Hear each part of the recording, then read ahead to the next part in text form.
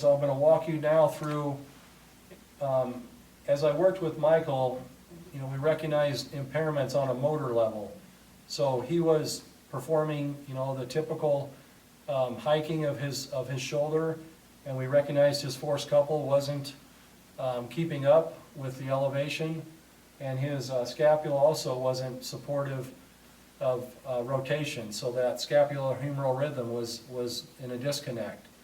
So Michael came with a multitude of joint restrictions, some imbalances of weakness and overpowered muscles, and so the typical manual skills can then blend with the support of the clinical tool, the upper extremity ranger. And so I'll walk you through that sequence now. And what I've highlighted essentially is the muscles of the rotator cuff and the serratus anterior and the lower trapezius. So muscles that we typically work with on an impaired level, we can activate, and then the good news is we can, with that activation, put it right into motion.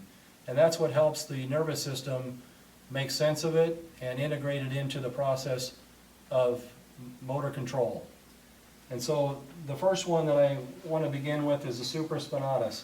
Now this can be anywhere from the natural carrying angle of the elbow, and you can perform the empty can motion in the scaption plane.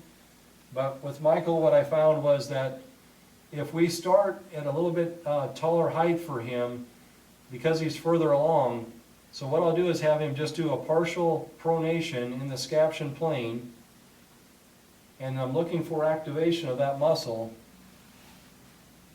And then as I feel it, and as Michael feels it more importantly, then we'll preserve that, and then we know we're not being overpowered by the deltoid, so that initiation of the force couple can begin.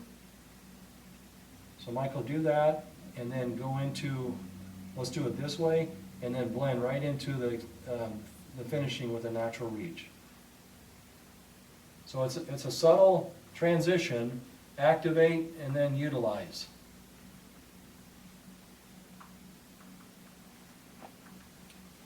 And now I'm going to bring him up, having that on board, bring him back up to the elbow at 90 degrees, and whenever possible, like for that one, I just ask him to feel like they're dumping out a glass of water. This one I ask him to think about shaking someone's hand, and so this is for the serratus anterior. So it's a subtle motion you want to describe to the patient to initiate these intentions, but not racing through and performing the full motion, because the motor activation is within the engagement of the motion.